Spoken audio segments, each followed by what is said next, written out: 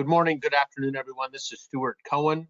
We will get started on today's SMB educational webinar series, specifically around why should you consider using an MSP.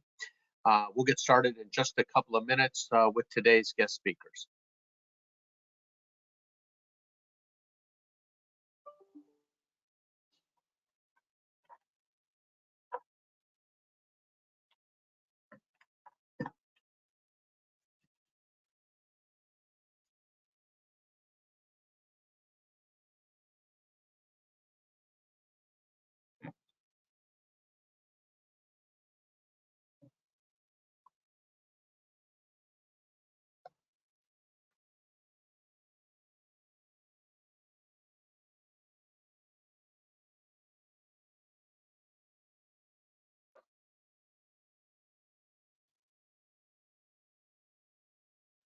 Good morning and good afternoon, everyone. This is Stuart Cohen.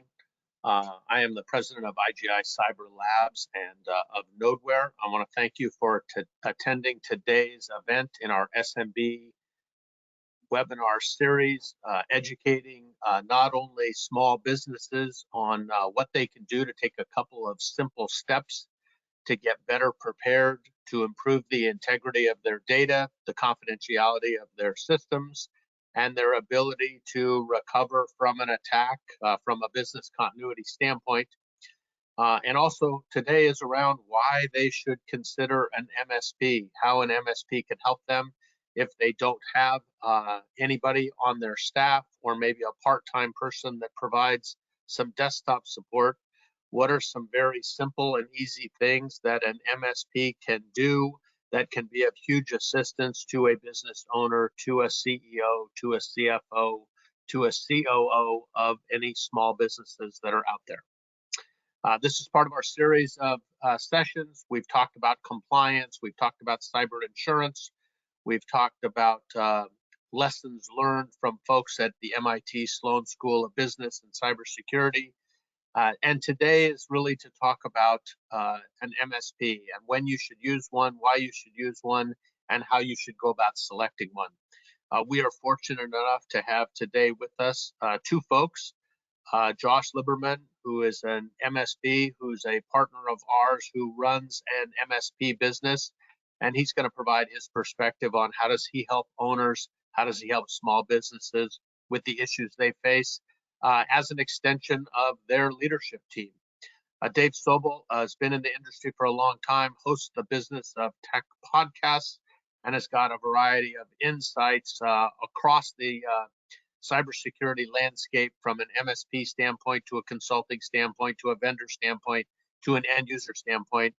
I'm going to introduce each one of the two of them in a second to give you a bit of a background on who they are and what they've been through in their careers. But before we do that, I want to just go to a couple of housekeeping things. First of all, if you have any questions, please submit them in the chat or in the question box. We will do our best to get to all of those questions today. We do have a couple of poll questions that we'll ask you to fill out, so if you could, we would appreciate you doing that. We will be rebroadcasting this, so it will be on our YouTube channel in the next couple of days, and then you can go watch it at your leisure. You can also send it to any of one in your network to have the ability to go look at it as well. We'd also ask you to join our LinkedIn event network. There's discussions about what's important in those networks. You can pose questions, you can get answers, you can collaborate, you can get insights. So make sure you get connected on our LinkedIn event space as well. So with that, I want to thank everybody for attending. We will come back at the end and talk about some specific things we have coming up as it relates to future webinars with what we're going to do with organizations like DHS and CISA and how they're helping small businesses and some of the programs that are in place, and some things we're doing with the Center for Information Security, the National Cybersecurity Alliance, and others. But today is really around MSPs and how end users can support, get support from an MSP, how an MSP can be an extension of your leadership team and provide you the things that you don't have time to do, the skills to do, or quite frankly, the expense to do on a full-time regular basis yourself. So with that, I want to introduce Dave Sobel and let Dave spend a minute talking about his background, and then we'll introduce Josh, and then we'll get started. So Dave? Yeah, sure. Thanks for having me, Stuart. Really appreciate it. So, Dave Sobel, and I always sort of start my story by saying, like, I swear I'm technical. I have a degree in computer science. I actually have chops in engineering and building systems and integrating them. And I spent a decade running an MSP like Josh's. So, like, I spent my time delivering IT services. Bought a business during that time, then sold that business and moved over to the vendor side, software suppliers that help those IT services companies. I did that for about 8 years, was involved with a couple of different ones. And then now, actually, in a way, I'm an end user in that I run a media company doing podcast video content, helping understand the impact of technology on small businesses, and more importantly, advising those IT services companies on what challenges are ahead, what opportunities are there, and how to navigate that. So I give some perspective from all of what I've been doing, as well as all the various news sources, to give some guidance on how to deliver IT services. Thank you very much, and we're very appreciative and honored to have you here with us today. Josh, do you want to spend a couple minutes talking about you and your business and how you help businesses? Sure, happy to do so. So Dave's a hard act to follow, but I've run Net Sciences for about 26.5 years. We've been an MSP by name since 2010, although I discovered years later we'd been sort of doing that since 2002 by rolling together a series of tools. And because I'm a marketing genius, we call that proactive services.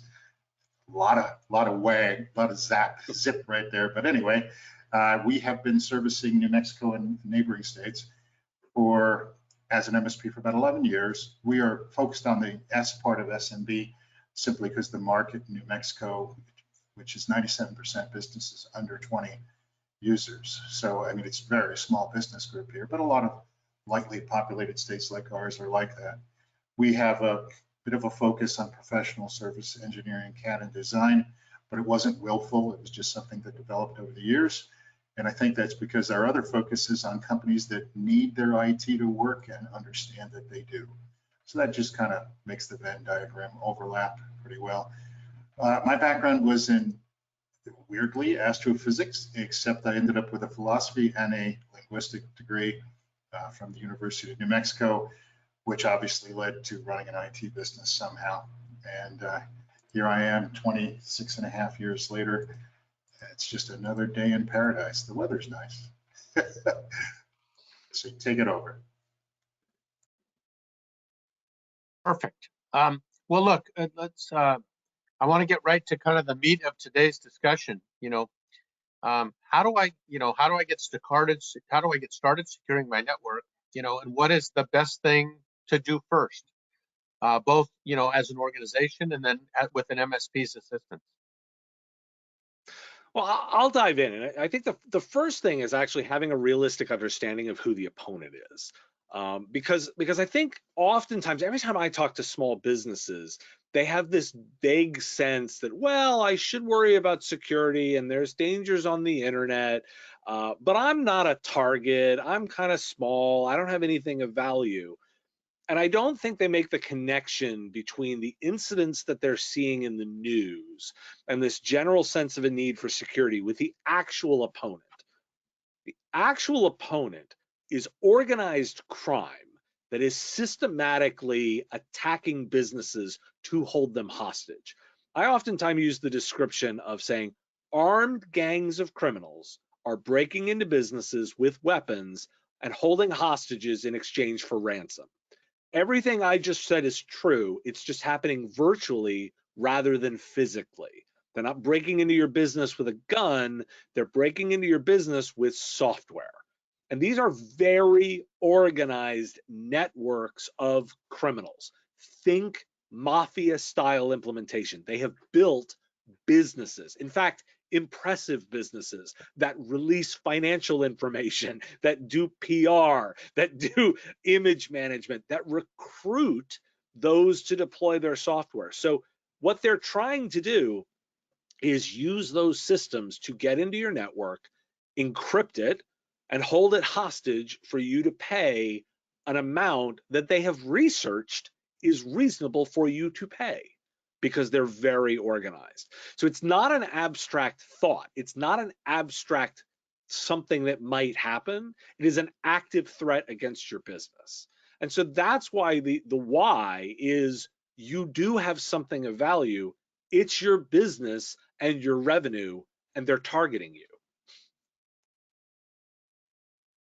Those are good points, Dave. I think a lot of people also get hung up on the fact that the news stories are about larger businesses most of the time. A couple of days ago, we had an investigative report on one of our local news stations that I was involved with.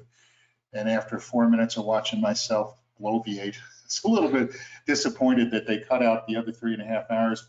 Really what I wanted was a minute or two about the problem and a minute or two about the solution. And what they put together was 4 minutes about the problem. But these people see attacks on larger organizations and their attitude is, yeah, well, that's not me. I don't have anything valuable. And they always forget, it's not whether you have something valuable. They're taking your children hostage. Your child might only pull 100 grand on the open market, but it's your child. It's your business. Your business is being held hostage. That is valuable to you. It's not that they're going to go out and sell your business for $10 million. It's that you might have to pay $1 million to continue to own your own business. And right. And by the way, and what's interesting, I mean, and it's fascinating for those that study, like those like me who are analysts and watch this space, they've systemized this. Like they're using automation tools, they've got researchers, they've got teams, like they are very well organized because the technology lets them do it. So, and I don't want to, like I'm telling about the threat very bluntly because I want people to take it seriously because there are things we can do about it. There are, I mean, literally, it's things as simple as locking the doors in a is enough to stop them because they're just banging on doors to see what they can get into. I want to make the point that I don't think anybody, from what I've read, I've never seen better tech support in the entire industry than the tech support provided by the ransomware folks when it comes to paying your ransom. But that's an aside. The question, we haven't actually addressed the question. So there's 3 really quick things, and they're not very expensive, that any small business can do. You can defend the perimeter. For most of us, there's still a lot of equipment inside an office and people work there. It's more distributed than it used to be, but you still defend that perimeter. And that means putting in a UTM firewall, a device that can protect you against a lot of brute force attacks. Then you need to filter and truly secure your email and its infrastructure, which again, for most people is not on premise, but in the cloud, M365 or Gmail. You need to make it much less likely that attacks that propagate by means of email are going to get to your staff. And the third thing you can do is get that staff some training and develop a culture of OPSEC or operational security and IT security mindset. All of that can be done without a great deal of expense, but with a great deal of commitment. You actually have to do these things. You cannot be a passive participant any longer. You must be an active part of securing your business. And I'll dive in because Josh is 100% right on here, and I'll give you the last bit, and it's sort of my 4th add-on to this. I advise small business owners now to consider cyber criminals as a competitive threat. The same way that you would analyze market conditions, the same way that you would analyze the way that your customers' buying habits, put cyber criminals into the bucket of competitors. Why? They're coming for your profits. And if you manage them that way and you put them as yet just one more competitive threat that we have to manage, it helps you holistically look at all of the things that you're managing as threats to your business, and it puts them in the same context. So if you're thinking about it that way, I must do all these things. That's why I have, insurance to worry about that. This is why I spend some money on marketing. It's why I protect against, business threats. It's why I'm saving money for a rainy day. I also manage against cyber criminals, and it's one more competitive threat to put into your analysis.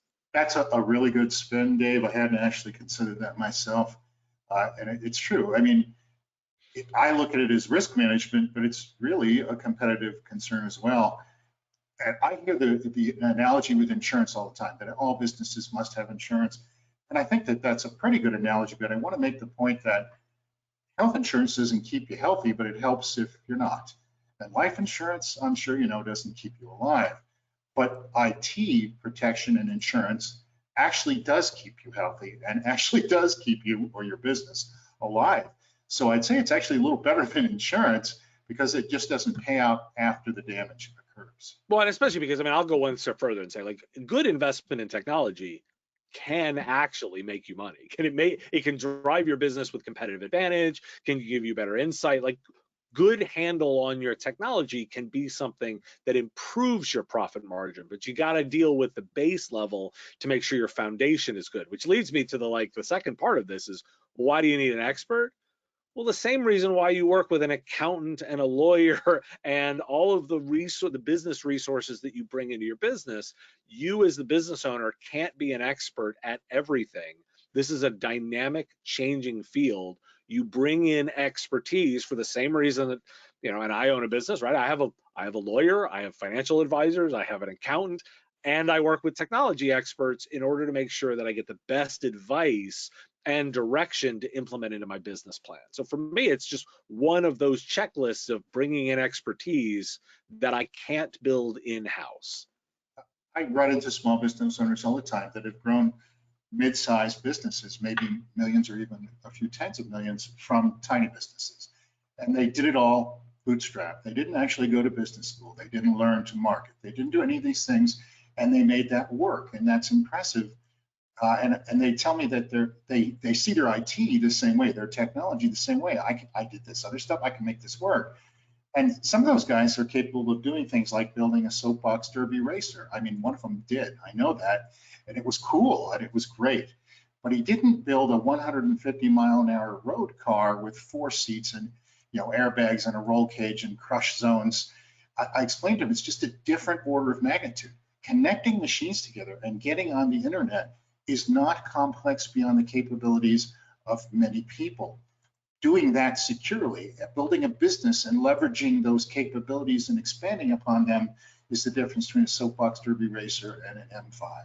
Well, and plus, your analogy is great because would you give I always use this example is, would you give the soapbox derby racer to Janice from accounting?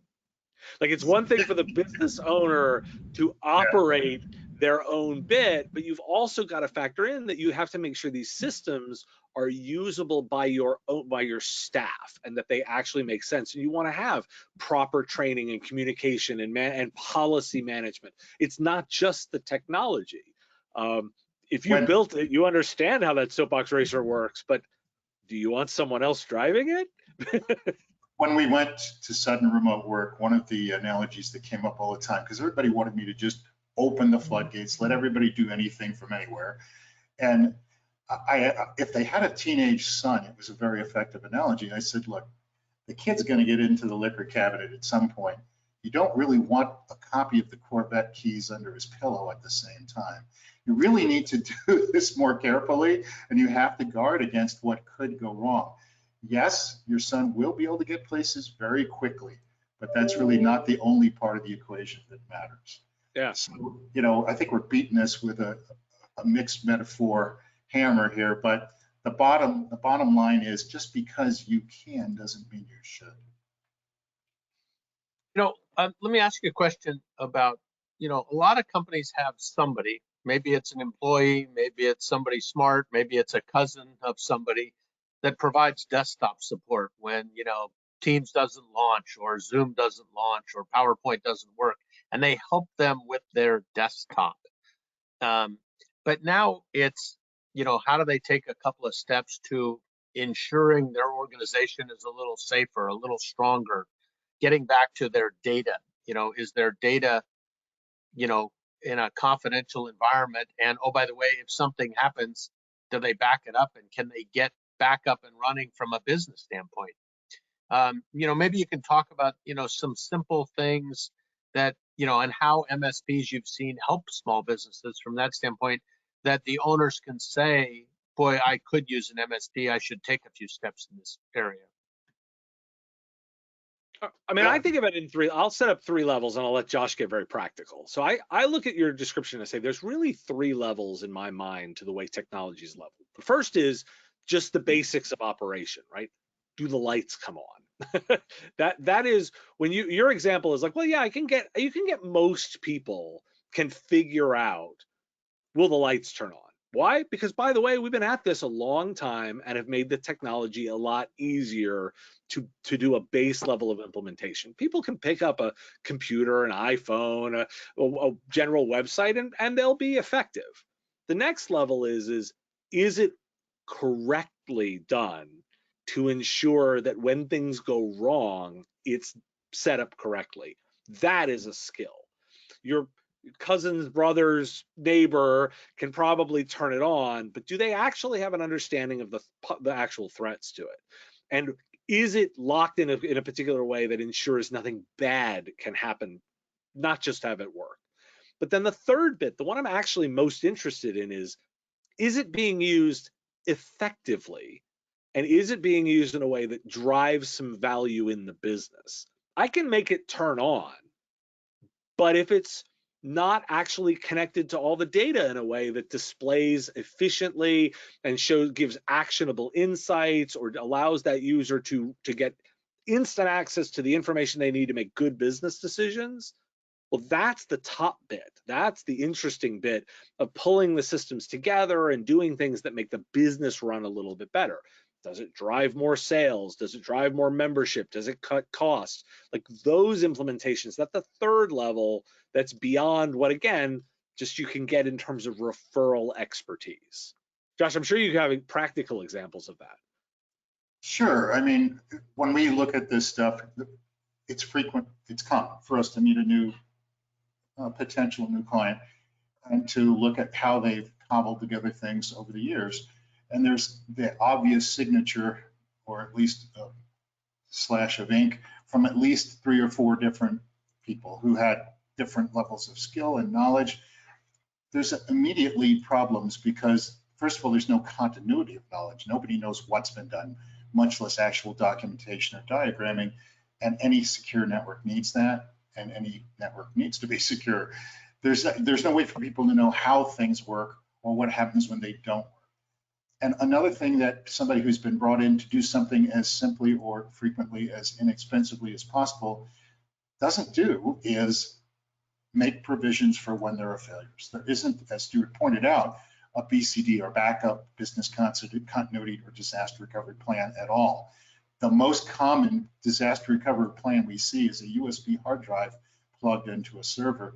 And I literally visited a law firm many years ago who brought us down there because they couldn't get their server running, and they had hired a kid who had plugged a USB hard drive into their server 3 years ago and left. He didn't even run software or identify the drive. There was no backup going on, much less business continuity or DR. There was nothing. It's not knowing what you don't know is the hallmark of an amateur in any field. And if you engage with people at that level, they may be able to hammer 12 nails, but there may still be a squeaky board when they're done and 12 holes in it. It's just not the same. Knowing where to drive one nail is a lot better.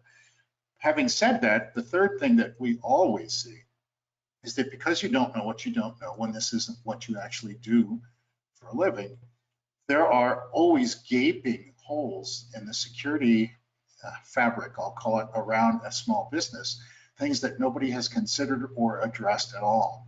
Now, if you run a stonemason or you have a bakery or various other small businesses that are not compliance or regulatorily covered, you can get away with this until you can't.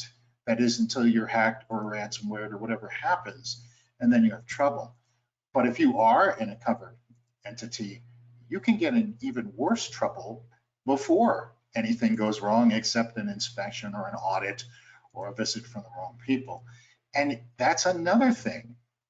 Amateur folks that don't do this, they don't understand compliance and regulations. They don't know how to document things or even to do things. So what happens when that happens?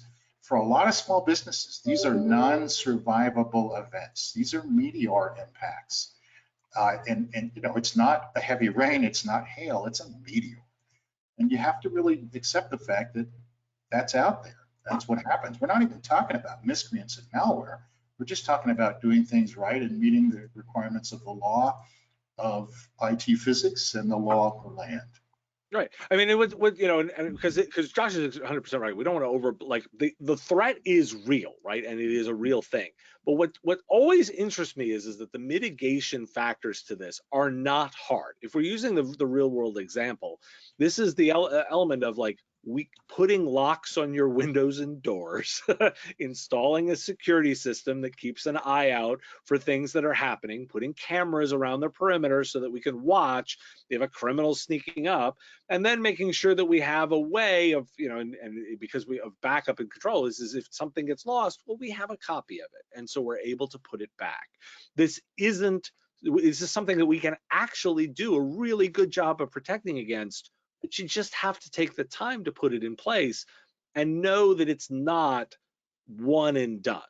If I'm using the physical security example, like, it's not enough to just put the cameras in. You do actually have to look at the footage, and you have to make sure that nothing happened, and you need somebody that can interpret it and look at the footage and say, oh, okay, we know how to handle that situation. And so it's not just I will install it and be done. It is, I must use these things ongoing to ensure that everything is the way that it's supposed to be. Continue to mix our metaphors. Yeah. Really. Last year, I saw several sites that called us out because early in the year, before the COVID rush that changed so many things, they were looking at gearing up for NIST 800-171 or even CMMC, and they wanted to make sure they could pass and become compliant. And virtually everyone I visited last year didn't even have the basics like a firewall or patching or endpoint protection, much less IT management. But they all seemed to have the idea that what they needed was a weight loss plan. They needed to lose a quick 40 pounds, sneak into that swimsuit for the pictures, and then everything could go back to whatever normal was for them. And this isn't like that. This isn't a weight loss plan. This is a fitness program, and it's ongoing. You can't buy a box of compliance. You have to change your culture, your processes, and engage with tools and have expert help. And it is a difficult thing to explain to a lot of small businesses because as far as they can tell, everything's fine. And that, the phrase, if there was a problem, I would know, is one of the most terrible things I frequently hear. People still think they have this mindset from 20 years ago that if your computer gets a virus, a screen pops up to tell you. It's just not like that. The dwell time, the time that an attack exists within a well-armored facility can be months. In an SMB, it can be years. And what happens is they do collection of intel, like Dave talked about, so they know what kind of ransom they can extract reliably. They figure out how to impersonate your personnel, and they can send business compromise emails, so they can request transfers of money to Moldova, which you would hope would be a red flag, but I know for a fact wasn't in one case, and various things like that. They do complex things, and they basically live in your system. And once they have enough footholds, they don't get to mess with you once. You pay that ransom, a few months later, the next request, or demand, I should say, is to not release that information that might compromise your reputation. You pay that, a couple months later, they start telling you, well, now we're going to go and to each person whose data we have and all those businesses, we're going to release their data. This is a triple play. It's amazing. And I am just focusing on ransom extortionware right now, but there's many more things. The guys, we talk about it because it's the number one. It is by far the biggest threat, and the one we see the most, particularly in small business. These people we're dealing with are experts. They're trained, as you said, it's an incredibly professional organization, and as I said, with excellent tech support. And they use every tool we have, whether it's machine learning and other AI techniques, or the ability to highly pay and highly train very skillful programmers, social engineering experts. I have no doubt they hire psychosocial people who are expert at tricking others. It's amazing. Oh, I always quip that if it wasn't illegal, man, it's such a great business. I would totally get into it, except it's like morally repugnant and it's illegal. But it's a really amazing business that they've put together, and you have to. Industry. Yeah, I mean, the reason I always talk about this way is I do respect the enemy in order to understand them, to counter, because I don't want to be dismissive. Yeah, well, you better respect this enemy because they are extraordinary. And there are hundreds of millions of them. If you count the script kiddies and the people that rent ransomware kits by the hour or the day, years ago, Symantec put a number out, 400 million people who dabble or make a living doing cyber crime and extortion. That number has to have doubled, if not more. That's going to be one of the largest fields in the world. At the time, Symantec pointed out that only prostitution was more widespread. I don't really know the answer to what is. Right, exactly. Not an industry I have metrics on. It's amazing. It's amazing. It's the real thing, guys. So to that point, you know, how do we as an industry and giving back to the industry, how do we do a better job of educating these owners? I mean, we're having today's session today, but how do we do a better job of that? Obviously, the government might put regulations in place around requiring cyber insurance, D&O insurance, you know, different insurances or different areas that way. But how do we educate these owners that there are services out there that are inexpensive and will help them with what they need? And the flip side is, how do we educate the MSPs of the world to do a better job of making people aware in their geography, in their region, if they're nationwide, you know, what they do and how they do it, that, you know, for a reasonable amount of money, they can get a lot of value and sleep at night. Well, I mean, for me, it's collaboration. Like, I mean, we're working all together. I mean, this is coming both from a regulation perspective, but also from an insurance perspective. Insurance providers, business insurance providers, and specifically cyber insurance providers are going to be more and more requiring a certain level of standard to ensure that they're not having to pay out.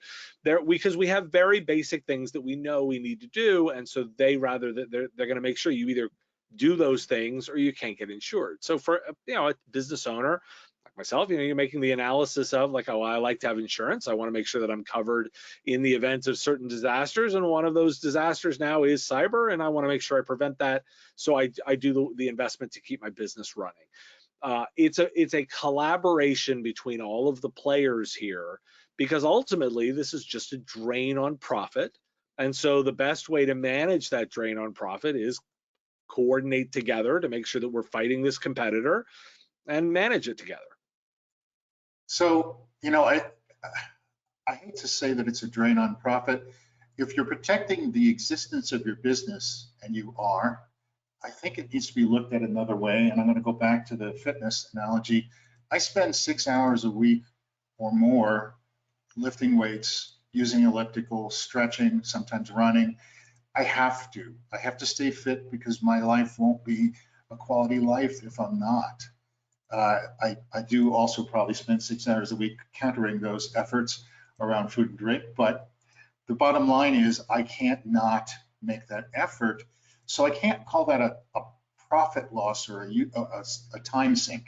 I'm not wasting 6 hours a week. And I don't think that the mindset that it costs $1,000 or $2,000 or $3,000 or whatever the number is to execute these things is good. These are critical. This is every bit as critical as anything else you do in your business. If you want to disconnect from the internet and abandon the use of computing, that is an option for some folks. It really is. But short of that, there isn't a workaround. And your comment about insurance, I have seen insurance surveys now for cyber liability insurance that require screenshot evidence of the use of two-factor authentication, that require detailed information about what your incident response plans are, who's trained, who's in charge of ongoing user training, that require screenshot verification of user training, cybersecurity training being. Right. I mean, this is happening. And the workaround that a couple of my clients have adopted is to not renew their cyber liability insurance. So that leads to yet another interesting problem, and that is the fact that this is rumor from what I know, but MSPs are looking at the possibility of being required to document that their downstream clients have cyber liability insurance to share the load when there's a penetration. Well, let me also take the other side of it, because obviously I was talking about like the risks on the technology side and mitigating it stuff. But I actually, because I'm actually a believer in technology as the enabler, right? So I look at and say, like, look, we live in a world where customers expect a level of delivery via e-commerce. Almost every business now has to have an electronic component to the way they do business. Do they sell online? Do they communicate online? Their customers expect that level of interaction.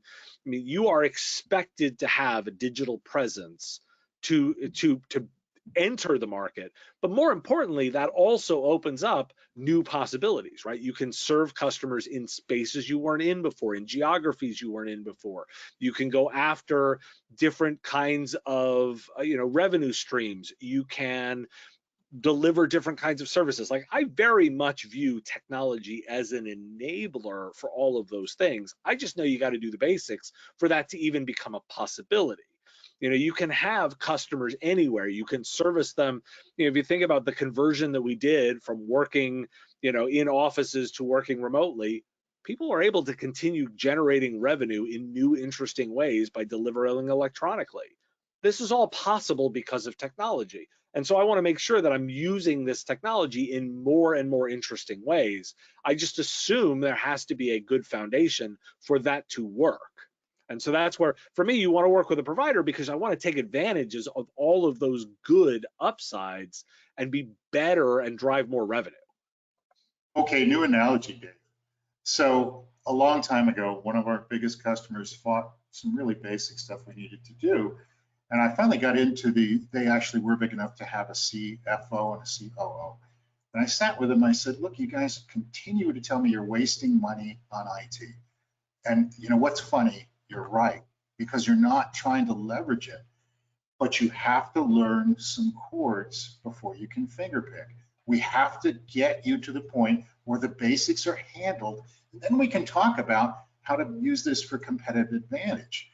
Building software and they now have custom software built that's amongst the best in their field, and they spent money on that, but they love how it works. Now they have a voice over IP phone system. They have secure remote access for a quarter of their workforce of 40 users, and other things that we couldn't do until the basics were there. And once again, there really wasn't going to be an option for them to get that done by somebody's kid's friend who can come in on Thursdays at night. Exactly. Yeah. So a couple of things. We have a couple of poll questions that we're going to put up over the next 15 or 20 minutes that we'd like people to respond to. For those of you that have been on our other webinars, you'll see they're the same consistent poll questions we've had in the past. And we track this against all of the sessions we have, and we'll put the materials up on our LinkedIn events. I want to get back to something that Alan Alford and Helen Patton said a couple of weeks ago. They said, if you're a small business and you're an owner and you don't have anybody, you ought to run a vulnerability scan to find out what devices are exploitable. You ought to at least implement multi-factor authentication so you have a little bit of protection.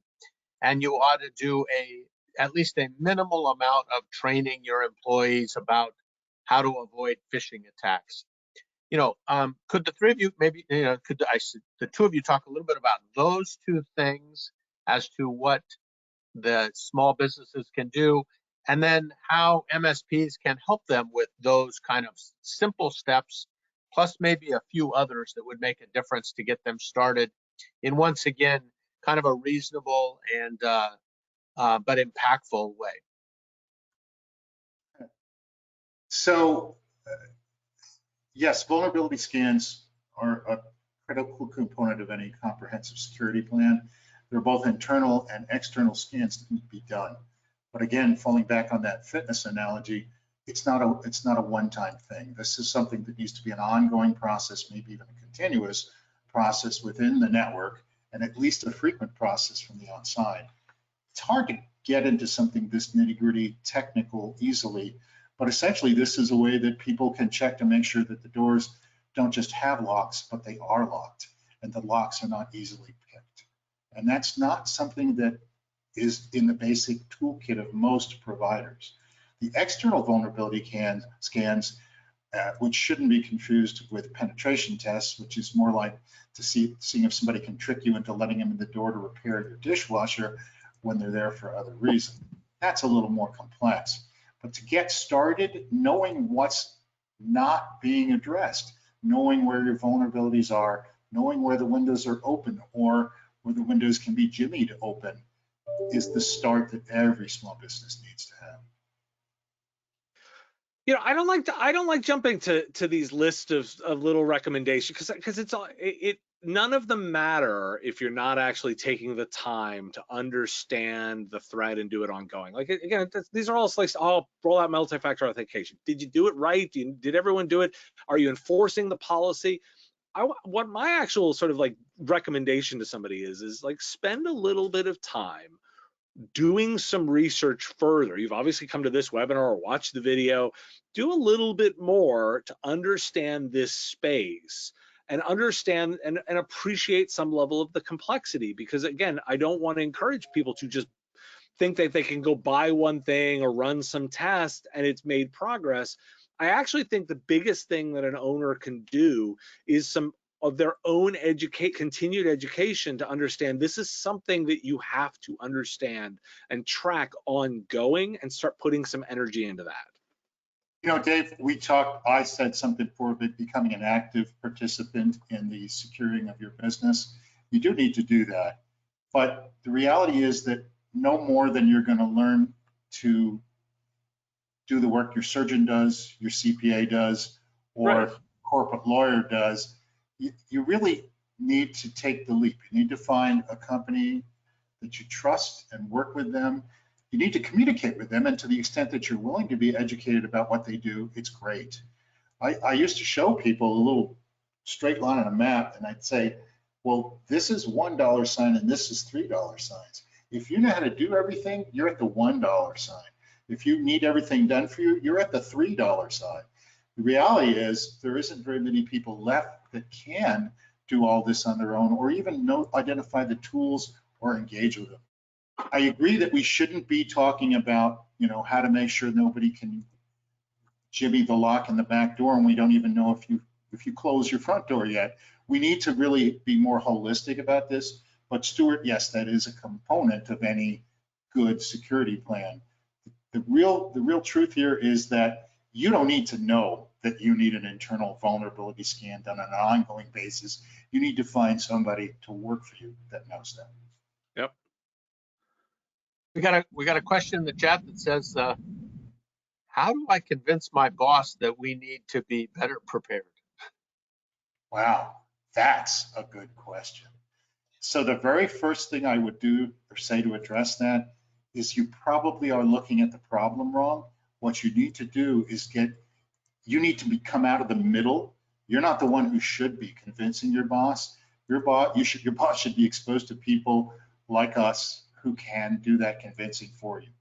Every time I sit down with an office manager or a receptionist or whoever takes a meeting with us and she asks questions for an hour or he interviews me for 90 minutes, when I walk out, I point out to them, it is now your job to do my job to your boss or to your owner.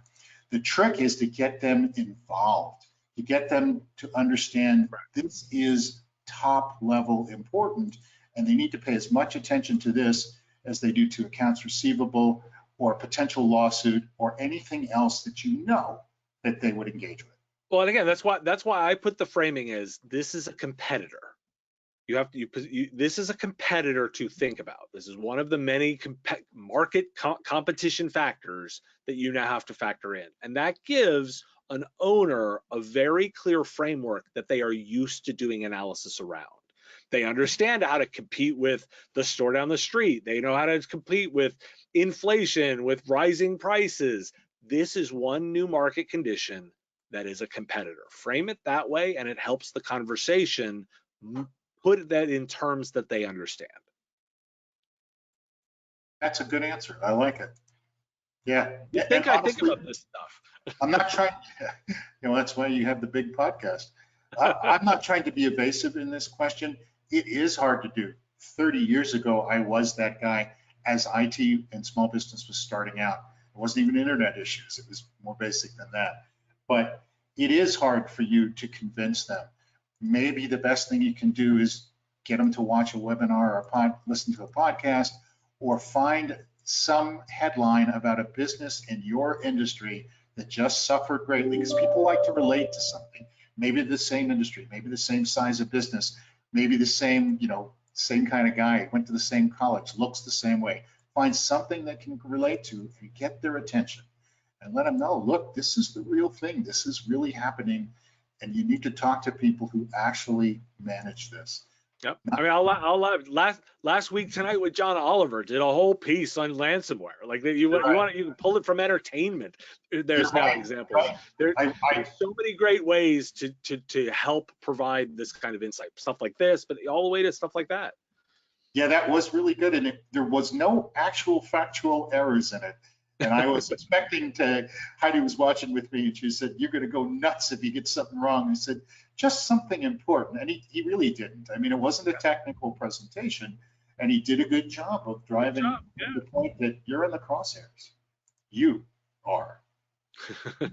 Dave, you mentioned earlier about, you think we'll start to see more compliance as it relates to you're going to have cyber insurance, or you're going to have other things. Do you think we ever get to the point where if you're a friends and family investor and you fill out those forms when you put money in to a company, or if you're a VC or even a private equity firm putting money into a small business, they're going to say, as part of the checklist, here's what you need to do to make sure my investment is protected and your data is protected? Do you see that sort of checklist getting into the investor and even friends and family side of the business? 100%. So, I mean, absolutely it is moving this way. This is not an unknown problem. This is something that we have very clear definitions for. At some level, we're just ignoring it. And it's financial incentives that will cause the change. It's why we're seeing it in insurance, we're seeing the cost go up. But I also think, I mean, I speak to investors oftentimes about this space, and they ask questions around the risk. And this is one more, as I said, framing it in a business competition perspective, it's a new competitive force. And smart investors are already asking about that, and that will continue to grow as it becomes this larger and larger, force of competition. Yeah, it's totally going that way. Josh, any comments you want? Are you seeing any of that, or do you think it's going to go that way? I am seeing the fact that people are realizing they need cybersecurity insurance, those that don't have it. And I'm seeing the fact that those that provide it vastly underestimated their exposure in years past. They're addressing that one of three ways. They're failing to renew policies or greatly increasing premiums, and I mean greatly increasing them. But they're also evaluating the risk. They're doing their job of underwriting better. They're looking at companies and how well they're actually preparing. And they're making it impossible, or very close to impossible, for people to just bullshit their way through this. I mean, how many of us had clients that just said yes, yes, yes to every question, where the answer was no, no, no? And I urge people, please don't mislead your insurer, because if you make a claim, for $600, maybe you'll get a check. You make a claim for an actual ransomware amount like 70 grand or whatever it is, you're going to do some diligence. And if they find out you were dishonest, you don't get that check, and you don't get your premiums back. You're lucky if you don't see legal repercussions. So you actually have to do this. This is like the laws that made people start wearing seatbelts or stop smoking in public. I don't want to get political with this. It isn't political, it is business. The reality is that a lot of people will ignore a risk until something happens that prevents them from ignoring it, which could be succumbing to the risk, or it could be legal pressure. And I think legal/insurance pressure is the next thing we're going to deal with. Regulation, as you said, Dave, and legal insurance strictures. Yep. To follow on to that, there's some MSPs that are on today's session with us.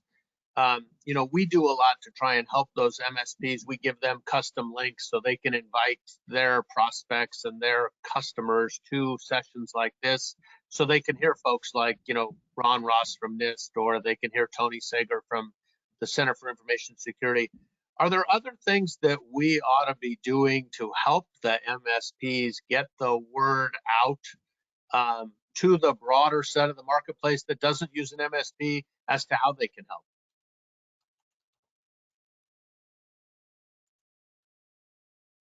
I'll leave that to you. I mean, the answer. Well, my answer is simple. Is that this is ultimately good, simple marketing. Like, this is all just messaging and concerted, coordinated effort. So my statement there really is this is just an investment in that communication process that is known as marketing. Right. Educational investment, providing resources, providing insights, and collaborating on that is ultimately the best way to do that kind of marketing. So that's really my answer to there. Okay. We just got another question from somebody that said, I feel like our company's not doing enough. This is a little bit of the same question, but I feel like our company's not doing enough. Is there a way to shock my executive into action? And I think it gets back to your point about this is a competition and these are a competitor of yours.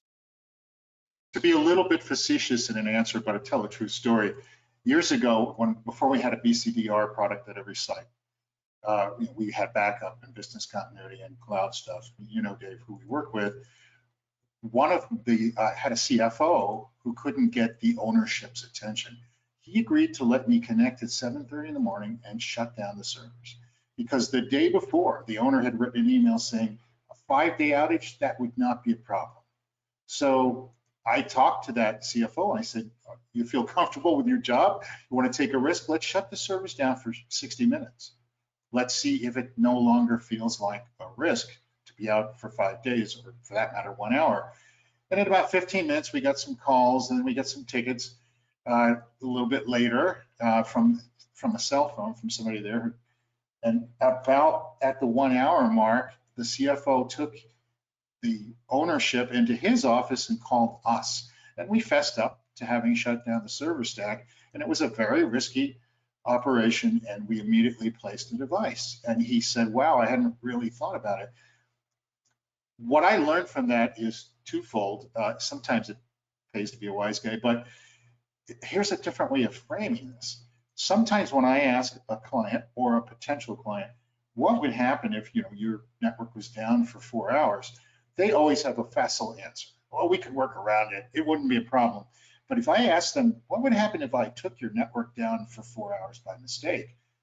It's a tragedy. All of a sudden, they're not covering themselves. They're saying, you did that? It's a silly rhetorical trick, but it makes them actually evaluate the question more fully. So find a way to express to them, look, we don't have the expertise in-house to know where we stand. Reach out to a provider near you that can do a security analysis or an overview. Or if I can say, we have a wonderful document that's kind of built to address this. Stuart, if you want people to be able to reach out and get this document from me, I can provide that to people. It's just something to read. It's not, you don't run a tool. It's not intrusive, but it's something to get your attention when you can say, oh, are we doing this? Are we doing this? Are we doing this? You're not. If you have to ask the question, you're not. Well, Josh, if you wouldn't mind, why don't you supply that to us? We will get it out to all the people that are on here, and we'll also include it as a download for all the people on the rebroadcast that weren't able to watch this live. We'd be happy to do that. I need to genericize it a bit, but I can do that. So give me a day or so. That is fine.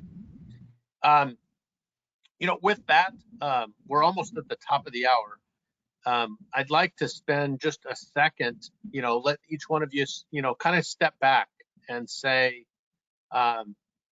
if you're an end user, in closing, what are some things what you should do? Or if you're an MSP, how do you get the attention of the people that come to you? And I think it's worth just the kind of a couple of last impressions on that. And then I will wrap things up with some things we're going to do next as it relates to National Cybersecurity Awareness Month, some things we're doing with CISA, some DHS, and some things I think we're going to do with organizations like HackerOne to educate SMBs on how organizations can get into your environment and things you ought to be prepared for. So with that, Josh, why don't I ask you if you have any kind of closing remarks, and then you can reference your article again, and we'll make sure when that is cleaned up, we'll get that out to everybody. All right. Well, I remember a saying when I was a kid, if they're really out to get you, you're not actually paranoid. The bottom line is that many businesses still have the attitude that by the law of small business, by being a small target, they're not a target. It's just not true. They think their data is not valuable enough to steal. It's not true. If it's valuable to you, then it's valuable to someone who can extort money from you to get it back. And the procedures and the methodologies that are being used now to locate, identify, and attack small businesses are so sophisticated that literally in a matter of minutes, many of these professional actors with major capabilities and seriously well-trained people can target you, and in a matter of days, they can execute an attack that you cannot block on your own if you don't protect your perimeter, train your people, and protect the other venues, the other vectors, we call them, of attack. You can't do that yourself, and eventually you will become a victim. The worst thing is this is a bit like disease. You don't have to infect 100% of the people in a room for a disease to spread. You have to infect a small percentage. And this is a virulent disease with a high R naught. If we don't do something about this, the destruction to our national infrastructure and to our economic status is going to really be terrible. It may not take your business out, but if it takes out enough businesses of your people that engage with you and people that support the economy in other ways, it will still affect you. We are, I hate to say this phrase, it's become such a hackneyed cliche. We're all in this together, and you guys really have to realize we have to step up. Josh, well said, Dave. My final thought will actually build on that a little bit, because I want to actually turn it a little positive, because while we've talked about the threat a lot, the actual things to be good at fighting it are actually not that hard. They just require some discipline and systemized approach rather than being difficult. And what I like to focus on is that, first off, by just making the effort, you're probably going to be better than the vast majority of your other business competitors. So you'll already pull ahead just by doing a little bit better on some stuff that actually isn't as hard. We've talked about this big threat, but it's not that hard once you learn the rhythm. Of the same reason as like going to the gym is hard the first couple of times, but once you got the habit, it's just a thing and you just do it every single day. But more importantly, like going to the gym, when I get a little stronger, I get a little faster, I can run a little bit more, I'm actually able to do things with the technology that let me pull even further ahead. And so for me, this isn't designed to be like this, oh, scary. It's more like, now you kind of need to like get off the couch and start the walking process. But trust me, once we get over the discipline part, yeah, this is going to unlock some real potential for you. And so don't think of this as something that is massive, because it is a process, and it isn't all that hard actually when you get disciplined about focus on it. Guys, a secure network is an effective network, and it makes for a better business. guys, thank you very much. I will say, we hear from people all the time that say we use the Google suite, we use the Outlook suite, we use Microsoft. We're well protected because of what we have from them. But they forget they have a Wi-Fi, they forget they have a printer, they forget they have cameras, they've got a couple of IoT devices. So I always remind them that you always have a Wi-Fi that's behind you, that's in your location at home or at work that you need to be prepared with. So we are at the top of the hour. I want to thank our two speakers for their time today. We are going to continue to educate small and medium businesses, owners, executives about what's going on, what to be aware of. continue to come to our website, continue to come to our LinkedIn page. We're going to continue to have webinars over the next few months, and we've got some things planned for National Cybersecurity Awareness Month in October as well. So with that, I want to thank everybody for their time. Thanks for joining today. Any follow-on questions you have, please get them to us or get them to our LinkedIn events. And with that, I want to thank our speakers and thank everyone for their time, and have a great holiday weekend. Thanks, everybody.